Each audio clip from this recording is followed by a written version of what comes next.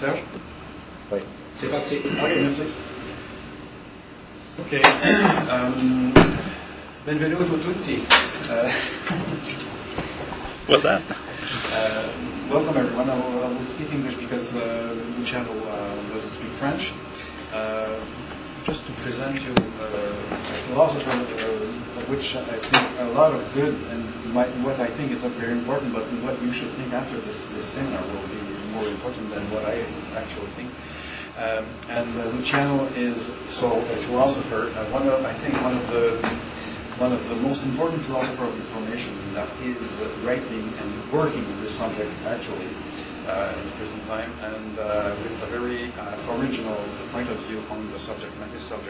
That's why I'm so pleased and so grateful also for him to have accepted my invitation to come visit us and do a lecture to us about some of the topics of his researches.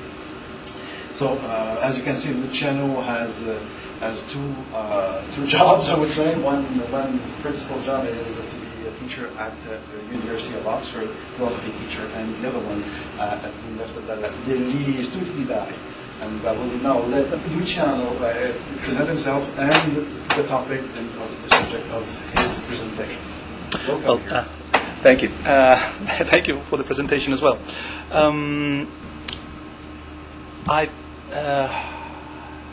Well, there are a few things that probably have to be said to begin with. I shall leave the thanks to the end.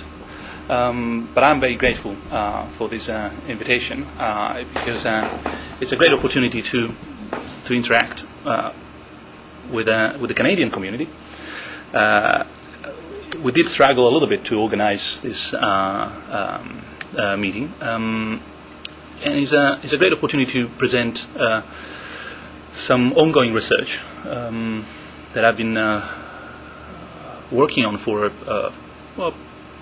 on and off for a long time, but it's close to being published, I hope.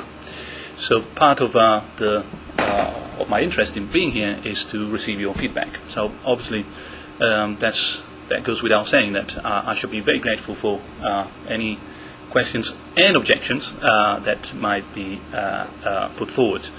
If it is okay with everybody, maybe we can have first the presentation and then questions, unless some of the things I'm saying are so obscure that you think that there's no point in carrying on without asking me what am I saying. So with these promises in mind, I'd like to point out, well, say two general issues that can frame the talk today. And I shall proceed, as we shall see in a moment, sort of top down by moving from the more general to the more specific. This hoping that the very, very, very narrow question that in the end I'm going to address will make sense, given that we have a more general view of why that particular question is indeed interesting. Now, the 2 points that I don't even have on the slides because they're even more general than the general introduction are the following. Well, first of all, philosophical questions. I mean, the normal answer that philosophical questions generate tend to be of a sort of a behavioristic kind, namely, who cares? And the point is, because most philosophical questions, at least as far as I know them, do not address things that are of interest for our contemporary society. We just picked up an issue of a very prestigious journal, recently published, and you can see that in that journal there will be commentaries on Plotin, Leibniz, Hobbes, Locke, Descartes, if I remember well. But addressing anything that is of relevance, of interest to our society, to the people who are alive today, not quite. So that's a problem. That's something that I find disturbing, annoying, uninteresting, boring. So that's the first step. As I said, it's so general that it's not even part of the presentation. The second point is that it's completely, you will see that it's related, but it comes from a completely different perspective. is what has happened to contemporary logic. Well, contemporary logic, I think one way of explaining this is, at least from my experience, is to imagine like a bunch of very, very bright biologists in a lab, and you allow them to combine the DNA of the animals that they're working with as they please. Any combination, as long as it is alive, it's fine. Now that's contemporary logic. What we've been doing since Frege, Russell, Wittgenstein were around, and the new mathematical logic has been developed, has been to combine new and new ways of making a variety of puzzling logic, sometimes of quite beautiful features. Imagine a fantastic animal, but of no value whatsoever. Sometimes all that matters is that that particular logic is alive, namely consistent, doesn't contain contradictions. Now that also is a little bit disturbing. It's not boring, for once, but it is disturbing. It's like, how do I make sense of this sort of wealth of results in mathematical logic? Well, I hope that is a way of combining more relevant, interesting questions philosophically on the one hand, with epistemological, logical approaches on the other that are not just for their own sake. We're not just trying to see what happens if I combine my axioms in a certain way, but I'm trying to see whether a particular combination of my axioms in that particular context of a form of logic can help me to deal with questions, on the other hand, that are relevant, interesting. So that's the most general frame within which I'd like to place today's talk. So, today's talk. Let me give you first a summary of what the slides are going to be about. Now, first of all, I will spend just a moment on the background. There will be a slide or two, and move immediately to the sort of problem that I have in mind. Now, I can anticipate that the problem is to find a logic that can deal successfully, fruitfully, with what we're going to call information. Again, that word and the concept behind will need some explanation. Point number 2 in the first part, from classic propositional logic to classic propositional model logic in 8 steps, has been written for those here or who might be connected online who don't know anything about model logic. So I apologize for the simplicity of that introduction. If there's any model logician in our group, because that is going to be fairly introductory. But it's going to be sufficient to reach the point that I need to have and share with you, namely how model logic has been used to formalize 2 fundamental concepts, that of belief and that of knowledge. More precisely, the concept of S knows that P, so it's a relationship between a knowing subject and some content, and the relationship between a doxastic agent and some content. S believes that P. So having done this sort of background work, we can finally move to today's problem, which is there a model logic which can be used to model S is informed that P? As I premised, the question is fairly specific. But it's not uninteresting, as I hope to be able to show you, because depending on the answer to that question, there's a whole cascade sort of domino effect on several other issues that get solved in one way or another. So what I hope to show you is that, yes, there is a logic, there is a model logic that formalizes S is informed that P. That is known as B among model logicians, or BR. Again, this is just introductory. We're going to see that in some details. And that logic, once it is formalized as B-based, will encounter 2 problems, which I hope to spend some time discussing. But it also has some advantages. And those advantages are the reason why we, or more precisely I, started doing all this work. And I can again sketch them rather briefly so that we have we share the same perspective. In epistemology, there are two related issues that might be seen as problematic. One is a huge reliance on some sort of introspection, armchair discussions of what goes on in the mind of a knowing subject. What does it mean for S to believe that P? When is S justified in believing that P? And so forth. So there's a tendency, and that's the related issue, the other side of the same coin, there's a tendency to make knowledge depend on a logic of belief. The idea is that if John knows that people in Montreal speak French, when that's possible only if John believes, first of all, that people in Montreal speak French. Now this idea that any epistemic logic, the logic of knowledge, has to be founded on, finds its grounds on a doxastic logic, has seemed to be uncontroversial for a long time. And it is what provides the essential background for the so-called Gettier problem, with which some of you might be well acquainted. The idea that if we define knowledge as true justified belief, so John knows that P, if and only if John believes that P is true, and John has good reasons to believe that P, well, actually that definition doesn't work. There are counterexamples well known since the 60s, put forward by Gettier, which show that definition, which Gettier himself defines as classic, is not good enough. Well, all this is based on the idea that we need to approach knowledge from a doxastic perspective. You cannot get rid of beliefs when you talk about knowledge. Well, as I hope to be able to show you, that's not necessarily the case.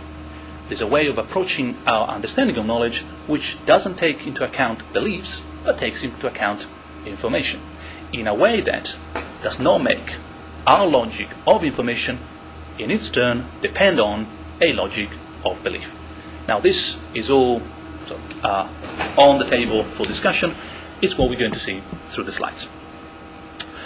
So if everything is sufficiently clear so far, we start. Excellent. So, a bit of background.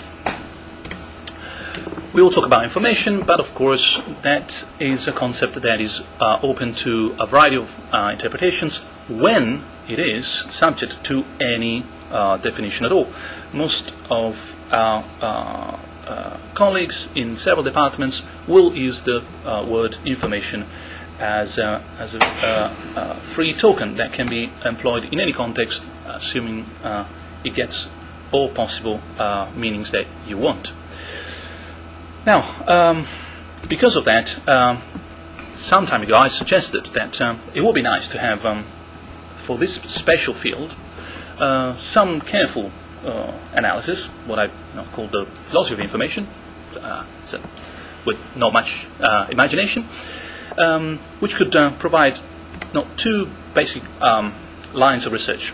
Line A, provide a critical investigation of conceptual nature, basic principles of information, basically what happens to information when we focus on that concept philosophically. Compare this to the work that is done in philosophy of language with meaning, in epistemology with knowledge, in ethics with what is morally good or morally wrong, and so on. And coming back, that's the B side, to elaborate or get some applications from an information theoretic or computational perspective in order to approach philosophical problems. So it's a sort of mutual trade between the two departments. We can use people in the computer science department to develop a better understanding of what they're dealing with, and they can lend us some methodologies to approach our problems more successfully. So that was a work done some time ago, not too much. Of course, one of the central problems, as I argued in a paper published in 2004, one of the central problems for the philosophy of information is to have a logic of that concept. Now that is still an open question. Now, some of the work that I mentioned has been published recently. I see that Luciano has a copy of that, so that's advertisement moment. Bing bong, like that. Now, in the philosophy of computing information, the Blackwell Guide, I tried to provide an overview, thanks to the collaboration with several excellent colleagues, of what could be the whole field. But there's no logic of information yet. So, as I said, we're getting close to our specific problem. And here's a way of introducing the problem. As I premise, there are two, we can call them cognitive notions, and I use cognitive in a sort of very weak, general way. They have been already fully formalized in logic. S knows that P, let's call it epistemic logic, and the logic of S believes that P, call it doxastic logic, which of course are related. Now, question is there a third logic that can formalize S is informed that P? And if there is, so if we have a third element in our triangle, what is the relationship with the other two logics? So we need to be a little bit more specific about our problem. And to do that, I like to introduce a distinction which then should be kept in mind so that we can exclude from our problem space a number of issues that are not relevant. Now, there are roughly, when talking, let's say, to colleagues, logicians, about a logic for information, there are normally three different approaches that seem to be coming up. You may have a logic of what I call in the slide acquiring information or becoming informed. No. By S is informed that P, what we really mean is S, our subject, has been informed about something or that something by someone or something. Now notice that this logic, let's call it the first area that I'm going to exclude from our problems, for example, raises issues of tempestivity. Or you cannot be informed in the A sense unless you were not uninformed before. If I'm already informed that there's a bottle of water on the table, receiving the message from someone that there's a bottle on the table will not inform me. There's a second sense, as I said, I'm trying to be as introductory as possible. There's a second sense in which, again, the logic of information, it's dealt with from a perspective that is entirely concentrated on the informativeness of the content. When is something informative per se, independently of the agent involved?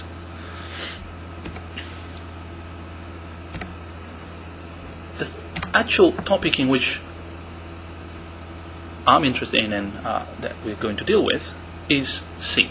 The logic of being informed as meaning our subject, which could be an artificial agent, holds the information that P. Now, how does this differ with the A meaning? Well, it should be sufficiently clear that in the former sense, we're talking about a process of transforming something into a piece of information for someone else. In the C sense, we're just talking about having a piece of information. That piece of information that I have could be as old as you can imagine. It doesn't have to be related to something new to be a piece of information. The piece of information that I have is that the Earth is not flat. Of course, I couldn't receive that piece of information from someone else, but there was a time when I was being informed in the A sense. So this idea of a logic of information as S holds the information that P is what is going to be our subject. Now, why the problem is interesting? Well, apart from being interesting in itself as many things, but we will be going back to the biologist in the lab, crazily putting together new logics just for the fun of it. It should help us to understand the concept of information better. there is a sense, and I hope there will be more time to discuss that, and a C sense, in which if you define information as data that they have to be processed in a certain way, but above all that they have to be veridical. In other words, if one defines information as something that has to be true to count as information, well then it becomes crucial to understand whether it is possible to have a logic of information that includes that particular condition. Let me stress this point from a different perspective. Suppose that someone argues that something counts as information only if that something is true. Now there's a tradition that combines people like Keach, Tresky, myself, that has argued in favor of this veridical nature of information.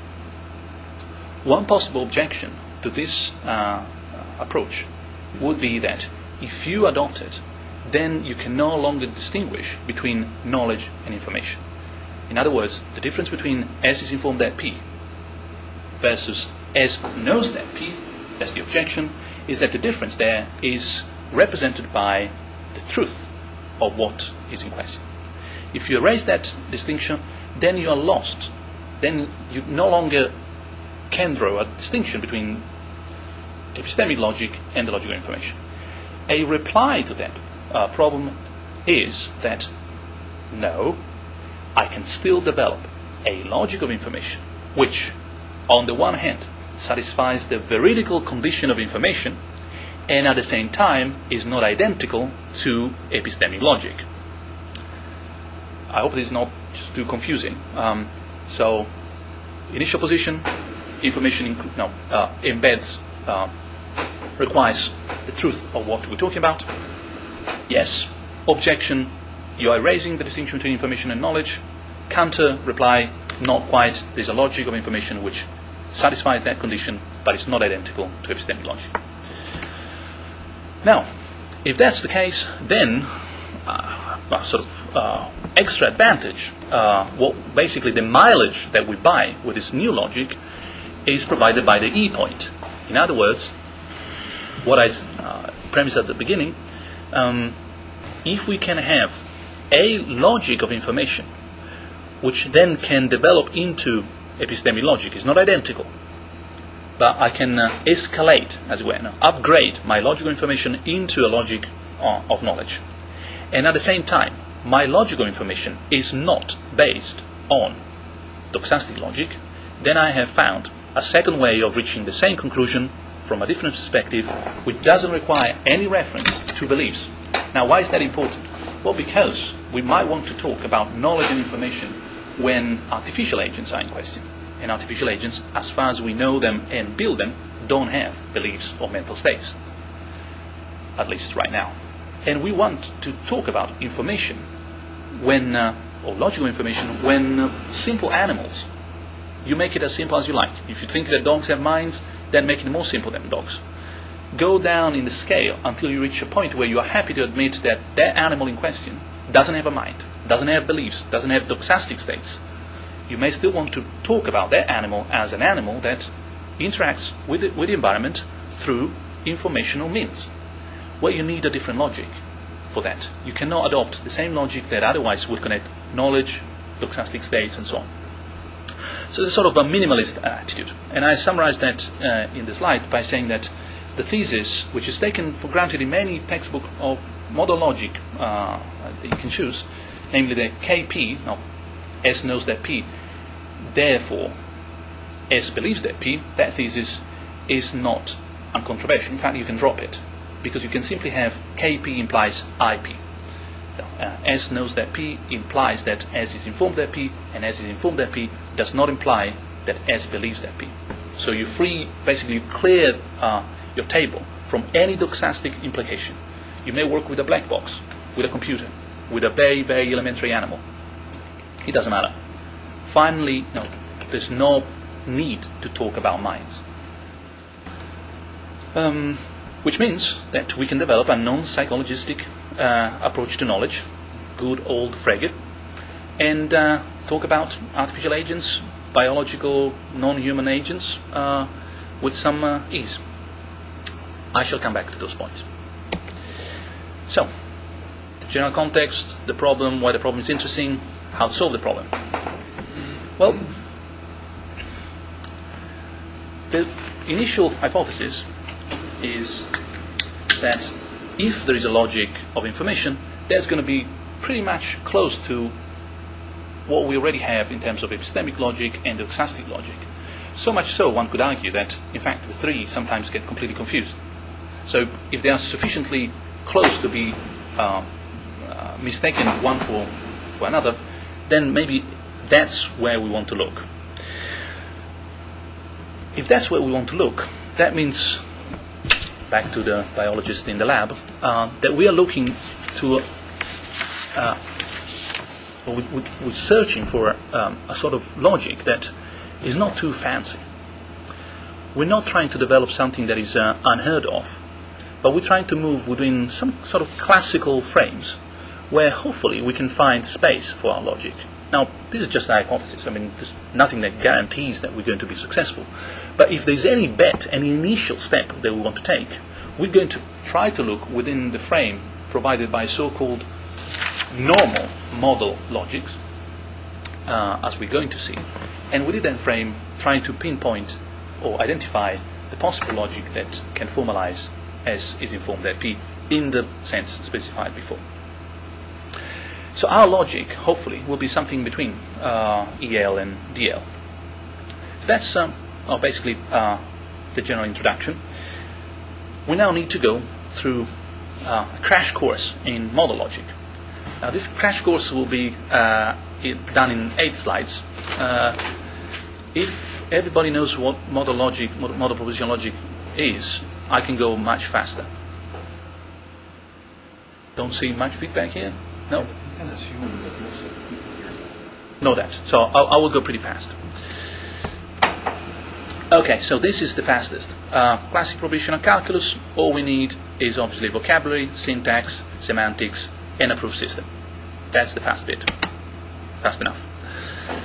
Model propositional calculus, what we do is to expand our propositional calculus by 2 extra operators.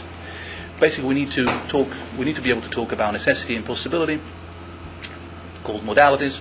That's the way we read them. Necessarily P, possibly P. Those are the symbols, but pretty much anyone knows or remembers enough about this. This is the way they are related, but just translation. And propositional calculus plus the modalities. That's our model propositional calculus. Classic because, as an example, so of course we're going to adopt the standard views about bivalence. So we're happy with with proofs by contradiction. Of course, as in propositional calculus, we need some interpretation. How do you build the semantics of your propositional model logic? Well, that's where possible word semantics comes into play. The meaning of necessarily P or possibly P, it's just established, just to remind you, instead of using truth tables, we just use possible situations or possible worlds, so that if something is possible, then there will be a possible world in which that is true. If something is necessarily true, it will be true in all possible worlds. And here's an example of a simple proof that we can skip. Now, we can pause for a moment how to build normal model propositional logics. I'm sure my wife won't like this, but when she saw this picture, she thought that was perfectly normal. So I hope nobody finds it normal. This is an abnormal gun. We want to use normal propositional logics in a model context, which means that we're going to treat all possible worlds as similar to each other. I mean, there's no privileged possible world, and therefore all the relationship of accessibility that we're going to talk about won't make a distinction whether we're talking about already established available possible worlds in our semantics or newly created possible words in our semantics that need to be treated differently. Now, if this distinction is not clear, it doesn't matter too much, because all we need to remember is that the model logics we are working with are just normal, ordinary normal model logics. Now, here's a point that needs some little bit of attention. Again, it's more a revision than something new. There are three ways, at least, in which we can qualify a model logic. We can talk about the derivation rules in the proof system, the Tableau proof system. Now, Tableau is these days very popular. I won't talk about that in this context, but just to keep in mind that that's one way of identifying different beasts in our lab, basically. Of course, there's the nature of accessibility that links possible worlds, and that's something that we are going to need in order to introduce the map of possible logics that are available for our inquiry. I shall say more about this accessibility relationship in a moment. It's basically how you move from one possible world to another. And there's the good old-fashioned axiomatic approach to logic, model logics included. Now, what's the difference between B and C?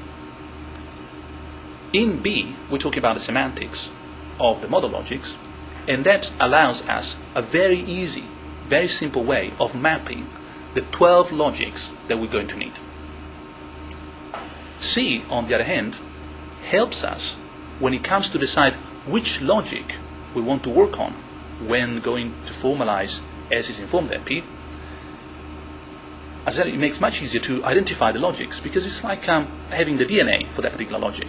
So you don't want to know the kind of relationship that is established by that logic between possible worlds, that's semantics. You want to know the fundamental axioms of that particular logic, which, if satisfied by your particular formal analysis of S is informed LP, shows that that logic is a good interpretation for the informational logic that you're looking for. So these two, we're going to use B and C basically to do two different jobs. B, map all the model logics that where, like the big basket where we're going to try to find our logic, and C is in order to talk about each logic more quickly. Let me skip this Finley theorem because I assume everybody knows about this. Here are the 12 classic normal model propositional logics that we can build. Depending on the relation of accessibility, that relation can be transitive, symmetric, transitive and symmetric, reflexive, serial, etc. Basically, the map that you get is those 12 logics that go from K, K4, KB, K5, up to first floor, D, D4, DB, D5, and so on. Here's an example of the most powerful logic that we can build, S5.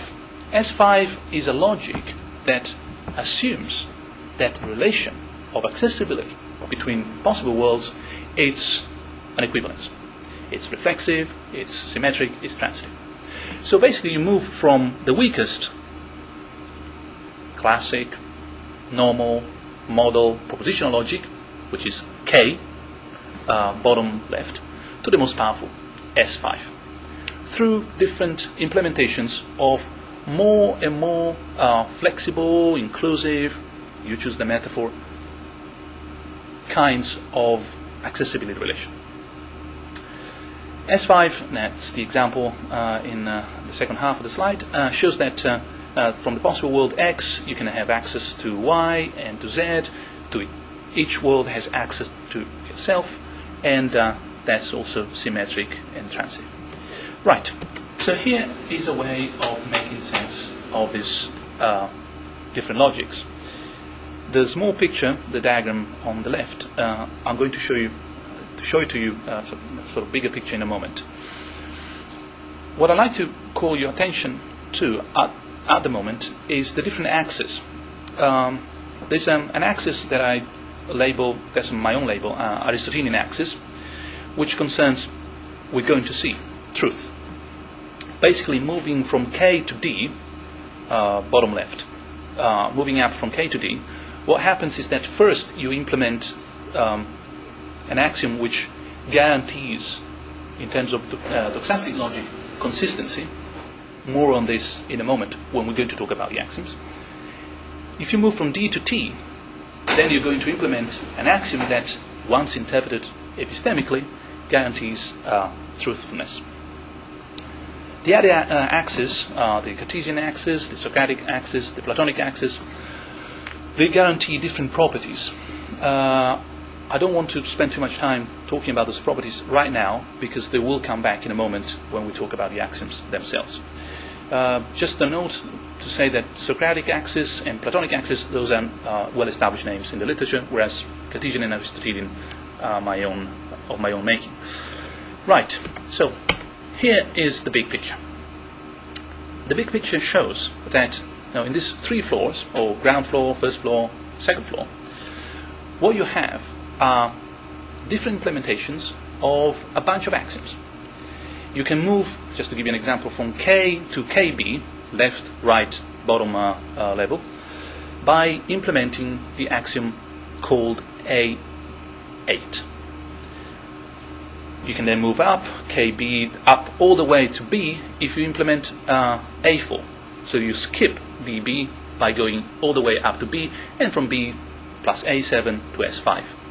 Now that particular road is of some interest, because we're going to see in a moment that the top floor, S5, S4, and sometimes T, is the epistemic floor, is where philosophers, logicians have worked to provide logic of S knows that P. The first floor is where logicians have worked to provide a doxastic logic, a logic of S believes that P, which is normally interpreted as D5 or D4.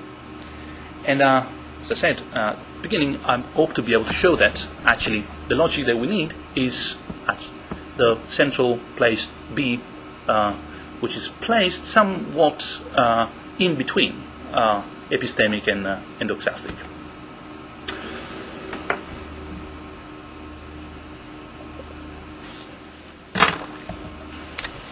Now, let me just stress 2 points that we've seen so far. One, we're trying to look inside the basket of model logics to see whether any of them is good enough to do the work that we need in order to formalize S is informed by P. So we need to build the basket. We need to put in the basket enough logics where we hope to find the candidate. And we did that by working on the accessibility relation. We could have done it in many different ways. In fact, you can easily do it by working on the derivation rules on a Tableau system. They're all equivalent, as you would expect. So having the basket, now we need to find, to identify the candidate for our logic. Hopefully, it will be, if we are successful, it will be different from those candidates which have already been identified as successful formalizations of S knows that P and S believes that P. In other words, we're not going to pick up the model logic that has already been used in order to build a doxastic or an epistemic logic. Now, these are the axioms in question. Now, for the non-logicians here, if there's anyone who's not a logician here, there's nothing to be scared about, just because of the symbols. The thing is that the first 3 axioms are basically the axioms for propositional calculus, classic propositional calculus. The following axioms provide, and there are some names on the right which are sort of common in the literature,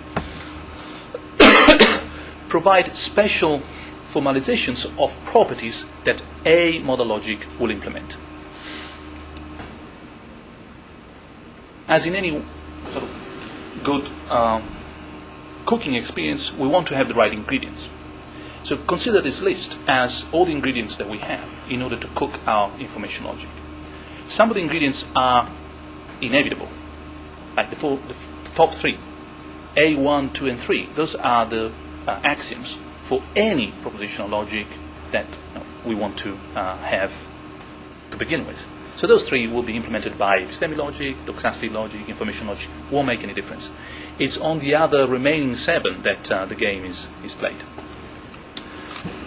The question is, which ones are satisfied by our information logic? Right. we've done the work. This is, basically, we have now the context, the problem, the tools to deal with the problem. We just want to find the answer to the problem. So we can move to the real topic of the talk. And we can start that by looking at the two standard candidates for a cognitive sort of model logic. Epistemic logic interprets the square or the necessarily operator as K, and the translation will be it is known that P or S knows that P, and on that it bases the diamond symbol as it is epistemically possible that P, or S does not know that not P, or for all that S knows, P is possible.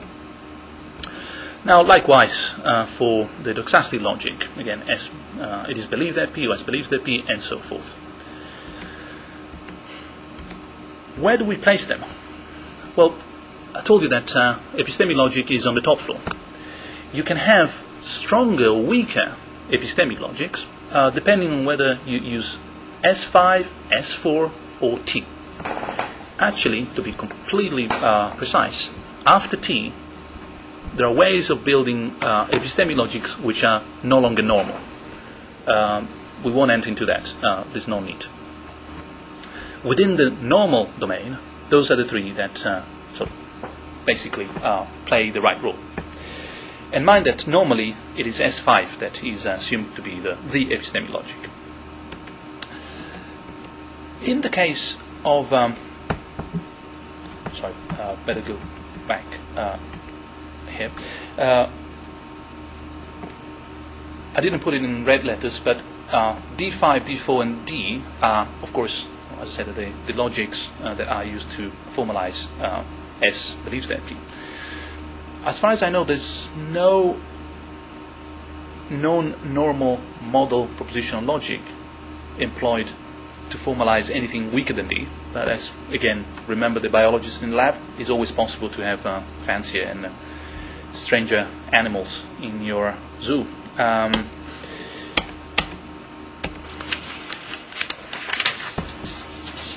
One way, standard way of proceeding in order to assess whether our animal, information logic, is a different animal from epistemic or doxastic logic is to check the DNA.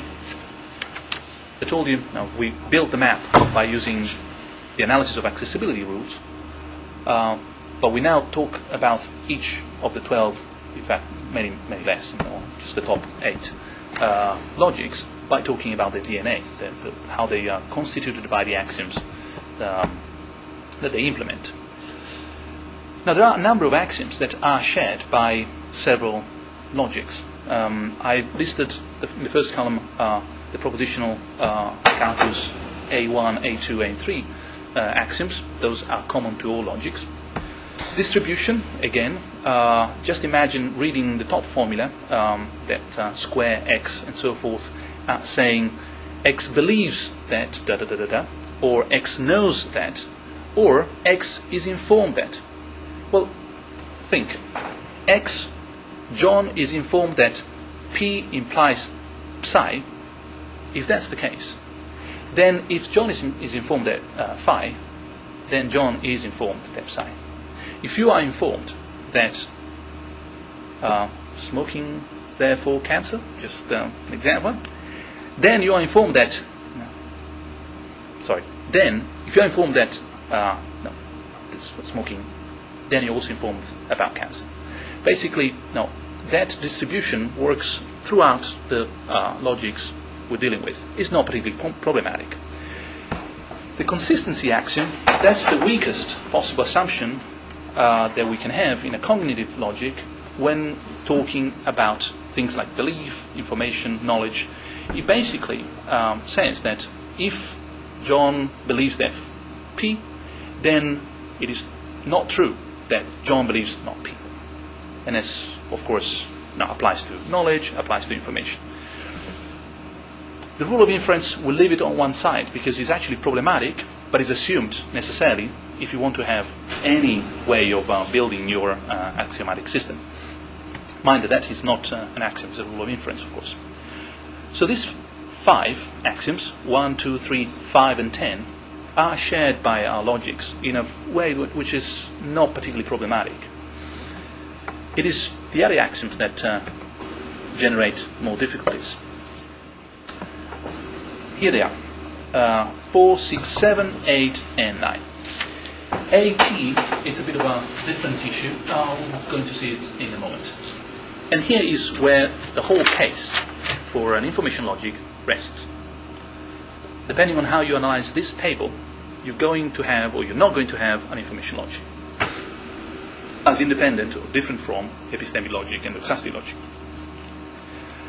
The assumption behind those X bottom line, a B-based information logic does not implement A6, does not implement A7, and does not implement A9, is that if you have an agent that is informed that such and such is the case, that agent doesn't necessarily need to have access to its own information. That's standard knowledge in computer science, where we have huge problems in making sure that our computers not only store information, but they store information about information. Now, my suggestion, and I hope, now, if you find it uncontroversial, we're through with the talk. My suggestion is that the difference between an epistemic logic and an information logic is that information logic doesn't have to, in order to be fine, in order to work, the minimalist perspective, it would be fine to formalize S is informed at P without including any introspection whatsoever. So it is not true that if you are informed at P, then you are also informed that you are informed at P. Now, it might be the case, it might well be the case, but it doesn't necessarily apply to all agents independently of their, for example, cognitive capacities. Animals are informed about the environment, but they are not informed that they are informed about the environment. Normally, your dog now is informed about the particular location of its food.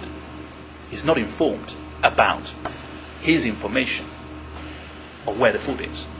Normally, again, with maybe exceptions and maybe very smart dogs, maybe your dog is particularly smart, but ordinary conditions, the usual bird in the garden, the spider, and so on, the animals don't have that kind of meta information, introspection, and so forth. Well, if that's the case, you can see why A6, 7, and 9 are excluded. Let's spend 1 minute per axiom. A6 is a strong version of the distribution axiom. It doesn't simply say that if you are informed that such and such implies such and such, then if you are informed that such, then you are informed that such and such. In other words, you see, if we drop, do you mind if I go to the? That's fine. If we drop, suppose we drop this other operator, A6 will be just a normal distribution rule. The difference between distribution and A6 is that this is a stronger version, since from information that P implies Q, phi implies psi, follows that there is information about the fact that if you are informed that this, then you're informed that this. Now, this is excluded for the fact that there's not necessarily meta information in many agents. Likewise, now carry on up here, from having the information that phi does not follow that you have the information at phi. Now, this is normally assumed in more human context, like belief or knowledge, because in that context we take the ideal subject. Imagine the best cognitive agent, human agent, will have access to his own states. Is the so-called Cartesian agent. The Cartesian agent not only believes that P, he believes that he believes that P. Not only he knows that P, he knows that he knows that P.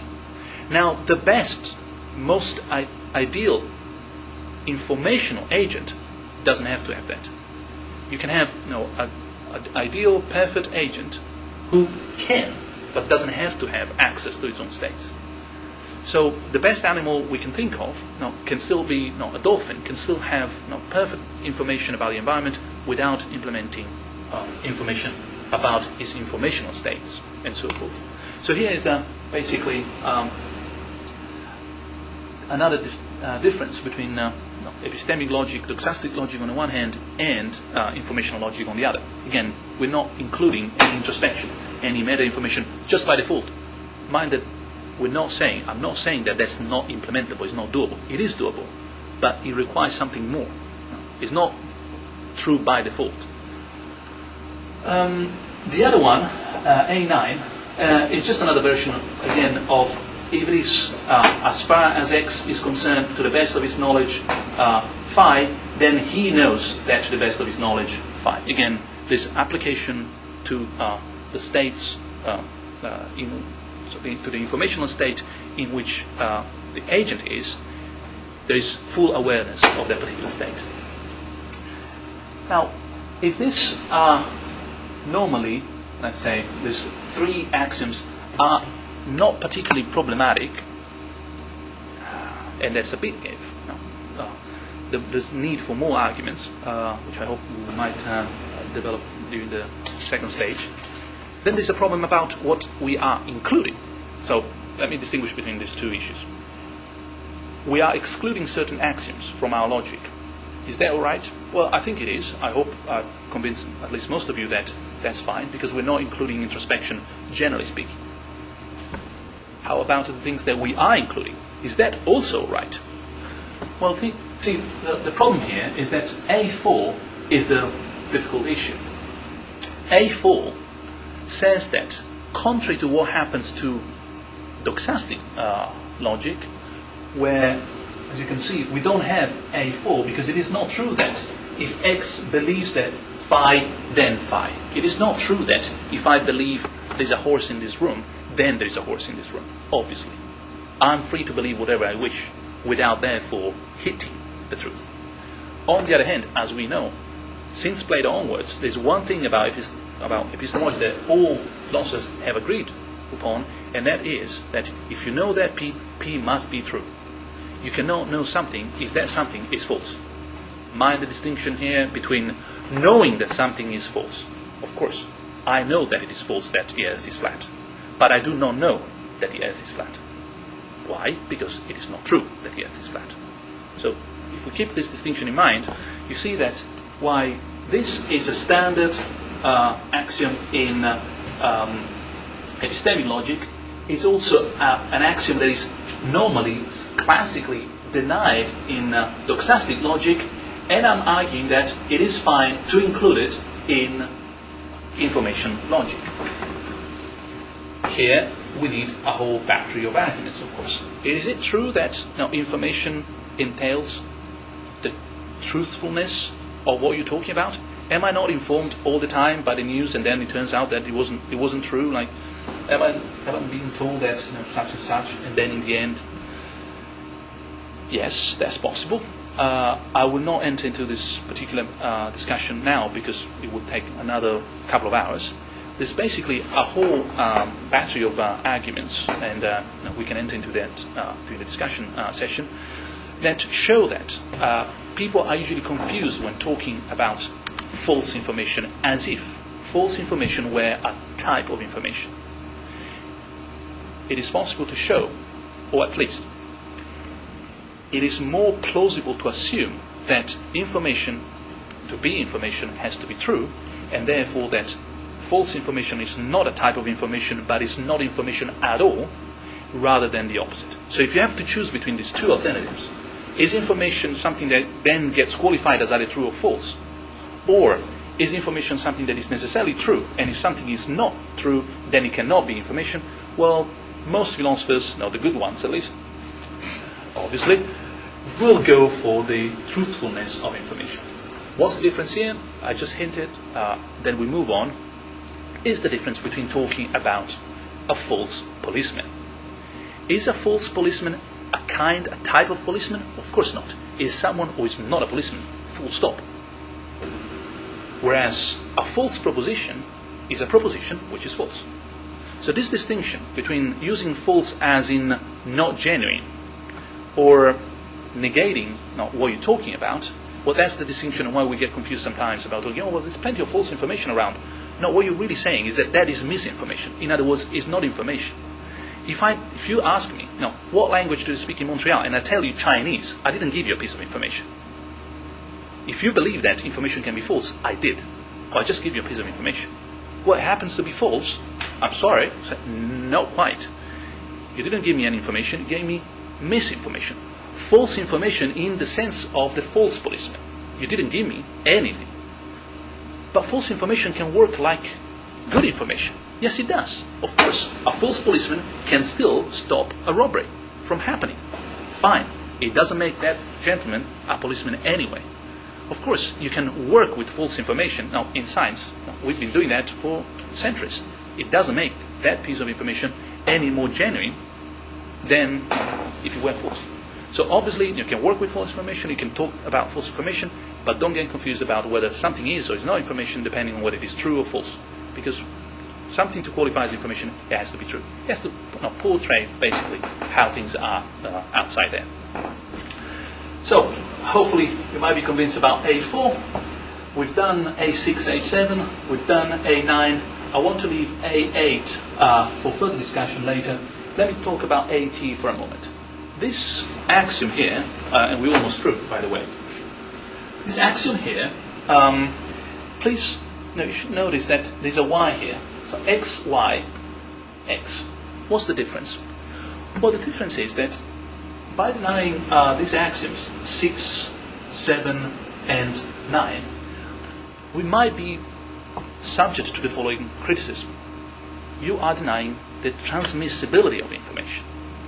It's long to explain why that objection is possible, but it is a possible, reasonable objection. But what we're really doing, in fact, is to shift the problem from information being transmissible within the same subject, that would be introspection. I move information within my system, and therefore I end up by having information about my information, and so forth. In a multi-agent system, this axiom has been put forward rightly by Hintika when discussing doxastic versus epistemic logic. It shows that this axiom applies in epistemic logic. It does not apply in doxastic logic, but I would argue that it applies in information logic. Let's see why. Suppose that these two are two different agents, John and Mary. If John believes that Mary believes that pigs fly, it doesn't follow that he believes that pigs fly. I may believe that you believe that the earth is flat, and perfectly fine. It doesn't follow that therefore I believe that the earth is flat. No, of course not. On the contrary, if I know that you know that the train leaves at 10 o'clock, now I know it myself. Why? Well, because knowledge entails truth. So I can, that piece of knowledge gets transmitted from one agent to the other by having someone knowing that someone else knows that piece. So, we can talk about science in the history of Western civilization being transmitted that way. We know that someone else knew, and therefore we know ourselves that piece. Does information work more like belief or more like knowledge? Well, you see, that's consistent with the previous analysis of A4. It's not by chance that belief here and belief here doesn't include these two axioms. If you don't take truth into account, then it's more likely that you're going to deny the AT axiom. On the contrary, if we analyze information as being necessarily truthful, then if I'm saying that John is informed that P has to be true. A4. So John is informed that the train leaves at 10 o'clock. That's okay only if the train does leave at 10 o'clock. Okay? But then I'm informed that John is informed that the train leaves at 10 o'clock. I'm informed myself. So AT works perfectly fine, multi-agent context, in a logic, in a context of an information logic. Basically, we are pretty much done, because as it happens, obviously, that's B. If you implement those axioms and exclude those other axioms, we just picked up exactly that particular logic, which is known as B, which is somewhat in between. And that explains why people, perhaps in the past, either they were not interested or got confused, or maybe just didn't quite grasp what was the precise distinction between this floor, S5, S4, that's the epistemic side, and this side, the D5, D4 side. So here is the logic of belief, here is the logic of knowledge, and here, in a sort of different off-placed position, is the logic of S is informed by P, in that particular sense in which we spoke in one of the first slides. The three meanings, only one of them. I'm not talking about receiving the information that P. S is informed by P in the sense of holding, having that piece of information, let's say, in its database, in its mind, as recorded. Right. Problems. Any serious analysis will have to be honest enough to show that there are some difficulties. And there are some difficulties. The good news is that those difficulties are shared with all the other logics we have in model logic, I mean epistemic and doxastic. As probably many of you know, when working with epistemic logic or doxastic logic, some of the axioms we've seen generate some weird, strange conclusions. One of them is the so-called KK axiom. One of the problems in question, for example, is omniscience, and that's generated by the necessity rule. Now, these problems, and that's the first piece of good news, do arise in information logic as well. What's the good news? Is that they are no more serious or unique to information logic when compared to epistemic or doxastic logic. So basically, if we are in a bad boat, we are in a bad boat, sinking with everybody else. That's not very reassuring, but at least shifts the problem to the whole project of formalizing cognitive concepts by means of model logic. It is not specific to a information logic issue. So here is the difficulty. See, we have some sort of a veridical, that's what I call it, again, my own label, but it's as good as any other, some veridical introspection. If the content is false, if it is not true that the Earth is flat, then that particular agent will have the information that it doesn't have that piece of information. That's quite demanding. It's quite demanding because, of course, here goes that animal that we were talking about. The most ideal animal doesn't have that normally. It is not true that, if the Earth is flat, then the animal will have that piece of information about its own ignorance. Does this arise any issue with introspection? Now this is a bit subtle as a problem, but the whole case concerning a B-based analysis of information logic was developed in terms of saying, look, we exclude all the introspective axioms. We don't want to make these agents capable of analysis of their own states. But aren't we denying that right now? I mean, we're just saying, no, look, if something is false, then that particular agent has the information that it doesn't have that information. Unfortunately, as all subtle problems, that remains unsolved. Yes and no.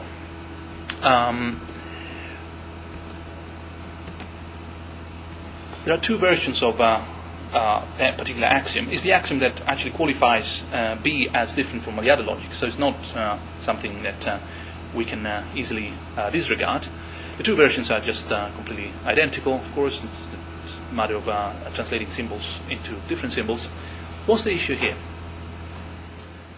Well, consider this particular side of the formula. The negation that X has information that phi.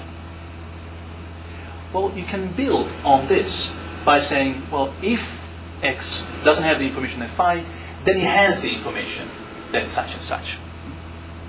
So imagine like our agent lacking a piece of information and becoming aware that he lacks that particular information.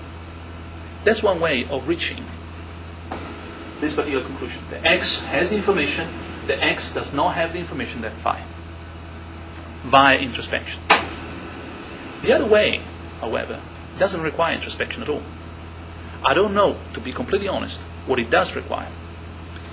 But all it requires is that phi is false. If phi is false, then the axiom in question allows X to have that particular information, that this phi is not in the database. Now, luckily, I can see some people sort of being happy with that. Luckily, artificial agents do that, and they do that quite easily. I mean, your best artificial agents, I mean, just like your nice universal tuning machine, your nice computer, or some top level robots, they can have not introspection, not knowledge that they know, but they can check the database and see whether something is there or not. If something is false, then the search will turn a negative answer. We'll simply say not found. And that's what it is here. Not found. Phi is false, not found. This says X finds that phi is not in the database. Is the thing that pops up on the screen. So this, it's open to discussion. I mean, I'm aware that here we are treading on a difficult issue. What I'd like to stress is that no need for self-awareness, introspection, or what is called metacomputing, sometimes machines that read other machines and so on, is required. Any simple search will pop up by default the answer that that particular information is not there. Let me check, however. So one last piece of one last remark before we move on. As I said, I mean, we are in the same difficult predicament as other logics. This is just the counterpart of the KK thesis in epistemic logic. In epistemic logic, if you know that P, then you know that you know that P. In this case, you see, it's much weaker and it's much more external. We're not saying that the agent knows that something is false and therefore knows that he knows that something is false. We're not saying that the agent is informed that something is false and therefore is informed that he's informed that something is false. We're saying that if something is false, the agent, by looking inside its database, will not find that particular content as registered as a piece of information. Necessitation is the other difficulty. Well, that's the rule that allows us to prove theorems. The standard view is that if phi is true, is a necessary truth, it's a truth of logic, then our agent has that piece of information. Now, in epistemic logic, this is extremely controversial. So, of course, it means building your agents as logically omniscient. There's no possible theorem that your S5, remember the top logic, your S5 agent doesn't know. If P is a logical theorem, S knows that P. Well, maybe that's the best Cartesian agent in the world. That's a bit weird, though. Mind what happens in our informational context. Within an informational context, there's an established sort of agreement, gentleman's agreement among philosophers and people working in information theory, that the closer you get to having something that is necessarily true, the less information you are able to acquire. If something is true most of the times, that's not going to be particularly informative. If it is true all the times, that's not informative at all. Now, mind that we've shifted from, remember the distinction between the three different levels, we shifted from holding a piece of information to being informed, receiving a piece of information. So you might be in a context where if something that is taught, is being conveyed to you is always true, or to use the semantics of possible worlds, is true in all possible worlds, well, that's not a big deal. It's like, when does the train leave? Well, it will leave at 10 o'clock or it will not leave at 10 o'clock. Did I get any information? Not really. Why not? Well, because that's true independently of how things go in the world. It's true in all possible worlds. That's a tautology. That's a logical truth. that's exactly what we're talking about, no, that particular phi in that context. So why is this a little bit less problematic here than it would be in epistemic logic? Well, because here, one way of reading the logical, sort of the informational omniscience about logic would be to shift to the other context where we were talking about receiving information and being told that if something is a logical truth, then when you receive that particular logical truth, you're not going to be astonished, you're not going to be surprised. It's as if, here's the shift, as if necessitation, as if, well, if phi is a logical truth, then you already have it. I hope this, the transformation of the problem makes sufficient sense. If I can rephrase it from some phases, just once again, in epistemic logic, we are assuming that there's a whole bunch of logical truths that the agent knows about. In fact, you cannot find, it's impossible to find, a logical truth that the agent doesn't know about. That's problematic. In information logic, you can translate that in a way that makes more sense, that is a little bit less disturbing conceptually. That whenever we're talking about logical truths, none of them can be used to inform the agent. Or that if phi is a logical truth, it is as if I already have it.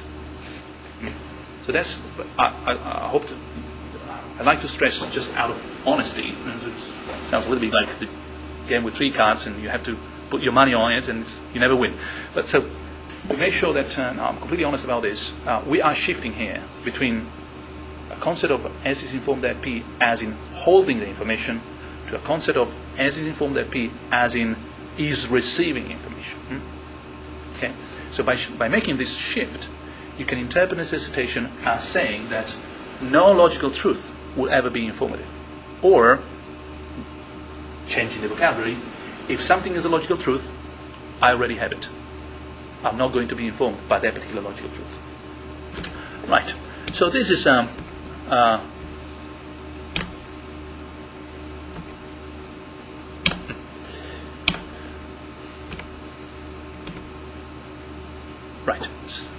So we come to the last bit of the talk. I hope I'm doing all right on the whole. Jan? Yep. Still almost there. Right. We've seen the context, the problem, the solution, the reasons in favor, or some of the reasons in favor of the solution, some problems concerning that particular solution. One thing that can be argued is that this B logic might be too strong. What if it's too strong? Can I make it any weaker? Of course I can. I mean, it's like the other two contexts, epistemic and doxastic. Remember, we could move from S5 to S4 to T, and in fact to some even non-normal model logics. In doxastic logic, we move from D5, drop some axioms, drop some other axioms. Well, B can do exactly the same. We can drop one axiom, we can eliminate A4, and downgrade our doxastic logic to a DB kind of logic, which doesn't implement truth anymore. Now, I would argue that that's a bad move, but it's a possible move. In other words, it's not something that is illegal in terms of rules of the game. You're just not going to win by making that particular move. As I argued, now dropping the axiom A4 concerning truth makes information a much less useful concept. Is that problem with the false policeman that we discussed before? So we get a strange sort of a mixture between informational and doxastic logic. Or we could eliminate the other axiom here, A8, and move to something that resembles much more epistemic logic, which then again, in this case, would allow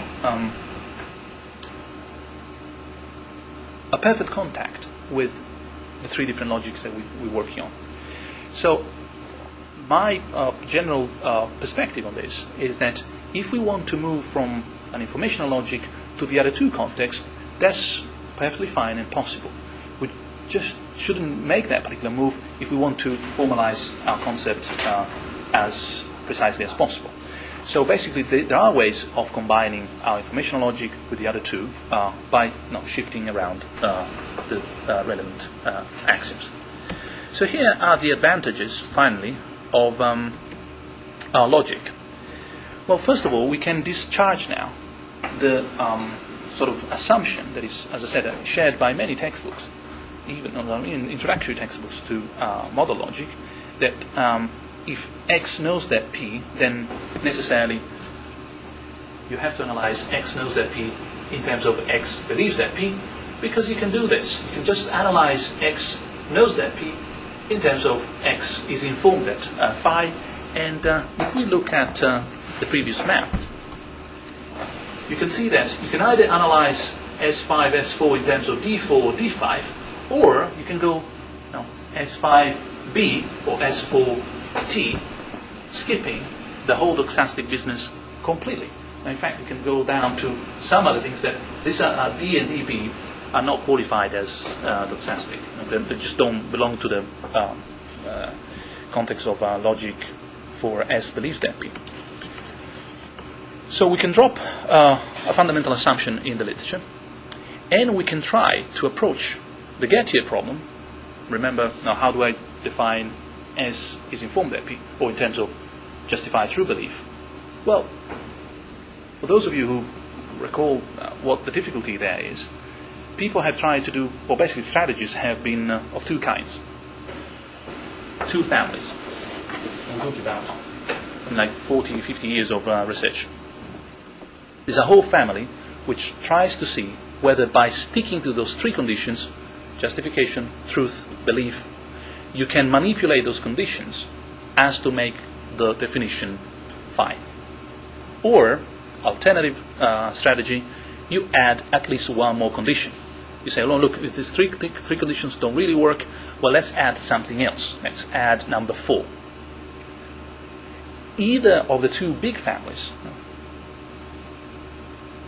never question the truth of the P in question, and we haven't either. No. S knows that P, even only if, only if P is true. So that is a sort of a nail that is going to stay in our framework. We're not going to move away from that. All approaches either fix the definition by working on these three conditions, or fix the definition by adding a fourth condition. One or the other of the two families, they've kept the belief condition as fixed. What they've tried to work on is the justification condition, either by making it a little bit more powerful, diversified, causally connected, there's unreliable, there's a whole family there, or by adding something else. So, it's not really justification, it's warranty, and it's truth tracking, and nozic, and etc. But they never solve the problem. The problem is there, and it's actually it's possible to demonstrate that the Gettier problem is not cannot be solved. And that's a paper that I recently published, and it's simple. Once you know a couple of theorems in epistemic logic that came out only recently, it's not a big deal to show that the Gettier problem cannot be solved, because it's just a particular instance of the so-called Byzantine generals problem. But we don't have to enter into that. What we need to enter into is that in order to tackle the definition of information, of these three nails, there's one which has never been tackled and never been removed, which is the doxastic assumption. Well, that's something that now we can start unhinging. We can start thinking, well, maybe justification is fine, maybe truth is fine, maybe the condition on which we really need to work is this belief condition. Maybe that is where the problem really hurts. And you know what? That was Plato's view. When Plato put forward the definition of knowledge in terms of justified true belief, as everybody knows in epistemology, he didn't, as very few people acknowledge, accept it. He put it forward, true, that's a knowledge in the literature, but what is not a knowledge in the literature normally is that he rejected it. He rejected it because you can imagine how happy a Greek philosopher was to base knowledge on doxa. But there's no way. So obviously in the Theaetetus, the whole analysis about knowledge is discussed in terms of belief and rejected by saying, look, the real problem here is that you can't build anything on doxa. You need something else. So I'm just basically restating a point that is 25 centuries old. yes, the dox attitude, the doxastic approach is the wrong approach. We've been wasting 50 years of research. It happens. We should rethink the conditions in which we are analyzing knowledge in more Platonic terms. Drop the doxastic states, drop the mindful agents. Try to see what happens with knowledge when you're talking about justification, yes, truth, yes, but information states. So, all this, hopefully, and as I said, this paper hasn't been published, so all this has not been published either, but hopefully will make it possible to talk about information and knowledge in artificial agents. Perhaps even animals, I don't know, because we saw the difficulty with the A8 axiom. That's something else that we don't need to see, and that's the end of it. So those are the conclusions of the paper. Hopefully there will be some feedback, and I will be able to improve it after the discussion. Thank you.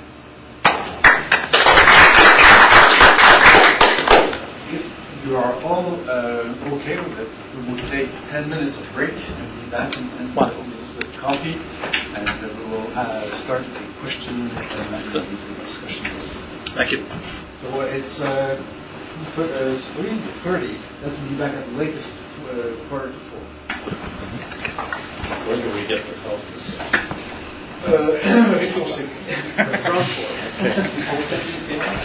No, they will go.